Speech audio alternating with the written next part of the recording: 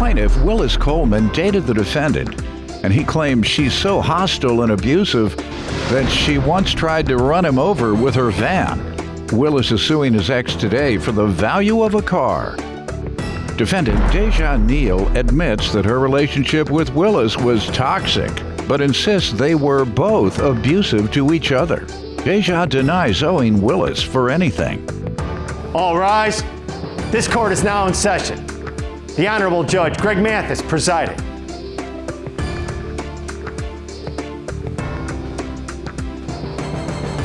You may now be seated. All right, start with you. I met Deja in 2014. We began casually dating. She could be really hostile and abusive. She hit me with a Dodge Caravan. I don't know if you. What were the circumstances? What were the circumstances? What caused that? What happened? Me and her was arguing because she wanted to go with some friends who I felt like wasn't good friends to be around, and I was talking through the passenger side window to her in the driver's seat, and she basically just told me that she didn't care what I thought, and she punched the gas. And seeing as my arm was reaching in the window, she punched the gas and then kind of knocked me off balance, and my right leg went up under the passenger side tires. Okay, but that doesn't sound like she intentionally tried to run you over, though.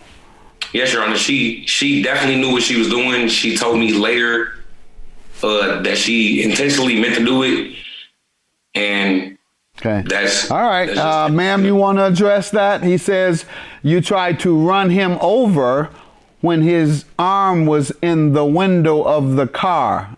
I did not try to run him over. He reached in the window trying to hit, so I pushed the gas and drove, so he didn't hit me. Did you intend to run him over? He says you ran him over. No, I intended to get away from him. And you had no intent to run over him? No. Because that just doesn't. Trying to get away from him. It sounds like you would be smarter than that, or make it easy on yourself and just wait until he run in front of you. Say, would you go and get that? There's a bag of money right there at the front of the car, right there. Bag of money. Or would you go in the trunk? I'm gonna pop the trunk, because there's a big bag of whatever in the trunk. Could you go and reach back there and get it? That's how somebody plans to run over you, sir. They want to get you either in front or in back of them. All right, so that was one incident. In what year? 2016. All right, what other incidents you want to tell me about to indicate her abusive ways? Probably 2 weeks after she ran me over in the car, they passed by my dad's house, and my dad just passed away, but they drove past my dad's house and threw a bottle of liquor out the window and hit me in the head. And were you all still together? No, it was a, how would you describe it? Like a tumultuous relationship? Rocky? Yes, sir. Okay. And ma'am, why don't you tell me something about the relationship? He says you were abusive and that it was rocky. What do you say? So we were both abusive to one another. It wasn't just one person on one person. We have 2 sons together. Right now we co-parent, but Willis, I catch him talking to females. I catch him cheating. His son came to me one time and was like, Mom, you want to go to Dad's girlfriend's house? Our 6-year-old son. And I was like, sure, take me to Dad's girlfriend's house. And he took me to the neighbor's house. The neighbor that lived across behind. No. Took me to the neighbor's house, and after that, I was fed up. I'm done. The toxic stuff isn't good for our kids, and it's not good for us. You know what I'm saying? We need to. Yeah, so she definitely intended to run you over. Go ahead. Yes, sir. She was driving. I'm on the passenger side. How can I hit you through the passenger window? She should have did all that. You messing with the neighbor and got your son coming back. She should have did all that. She should have did a better job. You did a poor job.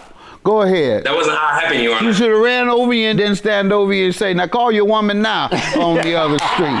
Telling my son you got a woman on the other street. Please.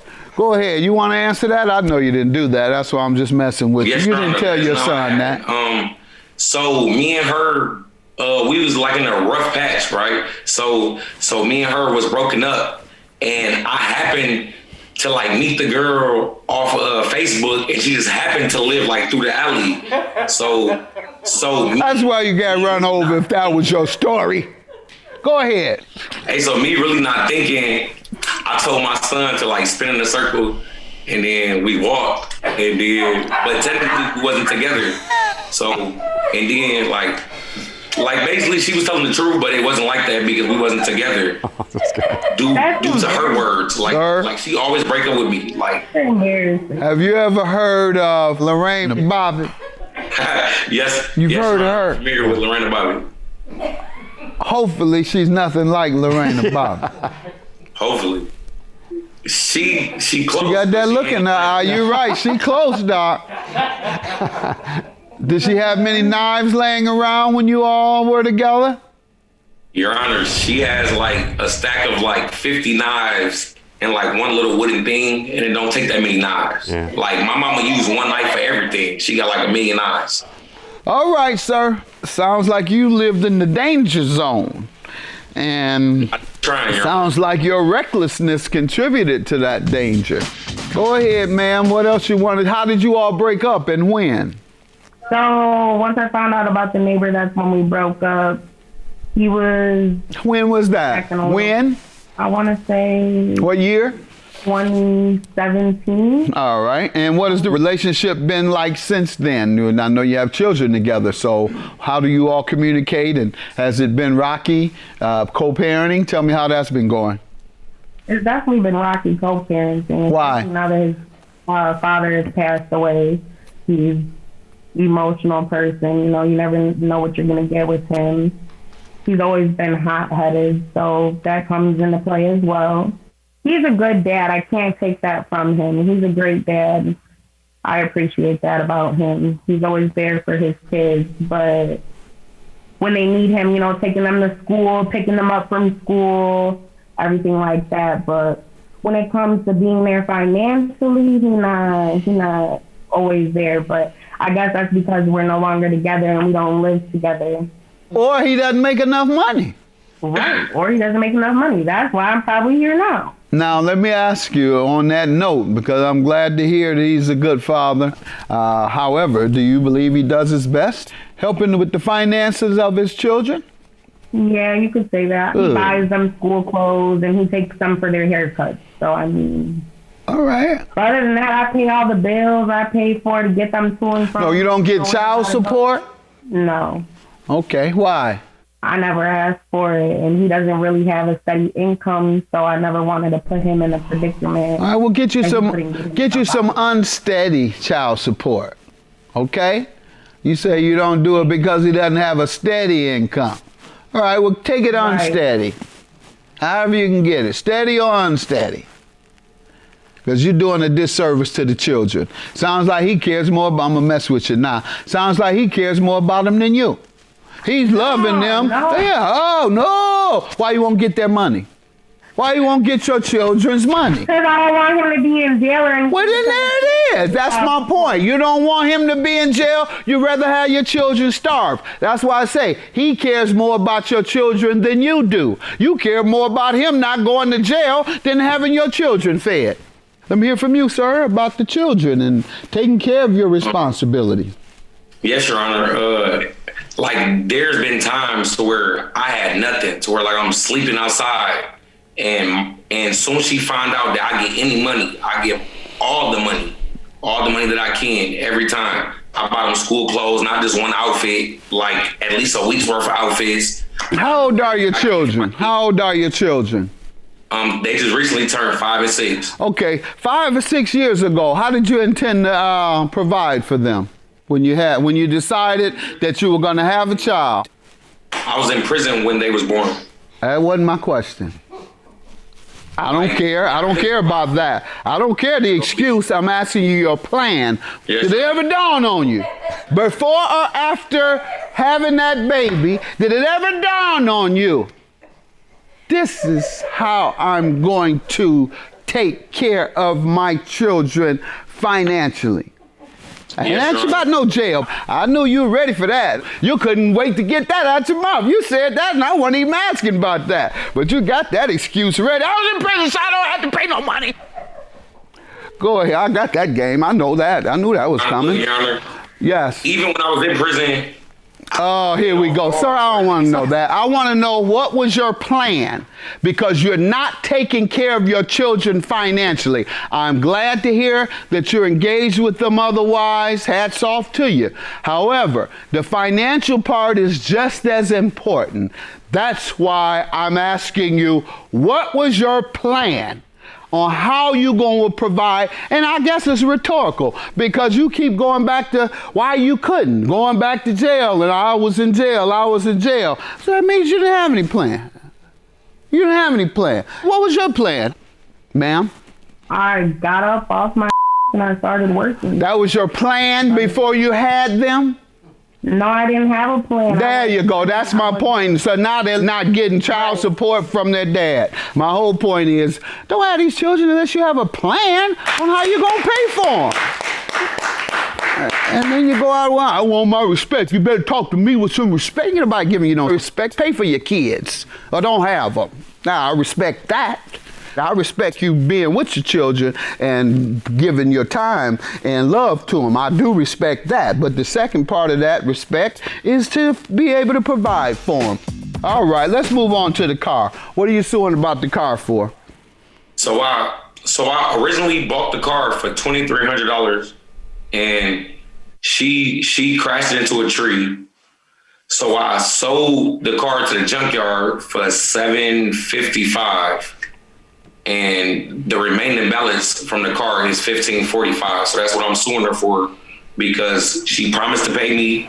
She's had enough money to pay me, but she refuses to pay me. Ma'am, what do you say? He says you ran into a tree in his car and you haven't paid him for the damage you caused. I did run into the tree with his car. He knew I didn't have a license.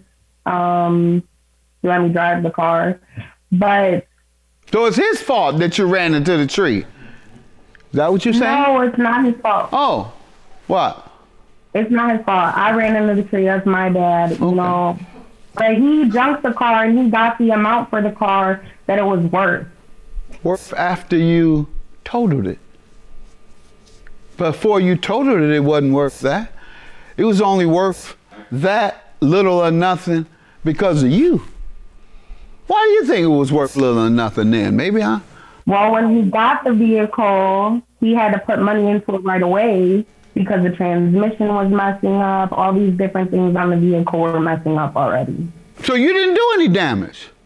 Right, I probably added on to the damage, but the car was already not a big Okay, deal. so you shouldn't have to pay for the damage you added on. No, because he got money for the vehicle and I don't ask him for money. Ask him for money for what? For his kids. Oh, we know about that. We know you don't care about that. So, once again, if you damaged his car, why shouldn't you pay for what you damaged? Do you get the concept even? No, I get it. don't get the concept. She don't get the concept of paying for things that she damages. That's the problem. That's a problem. That's a consistent pattern in her life, not taking responsibility for her wrongdoing. Okay. Yes, Your Honor. Any other defense, ma'am, other than if something was wrong with it already? Okay, good enough. Judgment for the plaintiff, $1,545. Her only defense to her running into a tree is that you already had problems with your transmission. You didn't have transmission fluid in there. That's her defense. Even though that had nothing to do with the tree. Have a good day. See what happened? That's all that matters, right? Good for you, Willis. You got what you wanted. Yeah, like pretty much I didn't even need the evidence that I had because she basically made me win, you know. I approve what the judge said. I agree with it.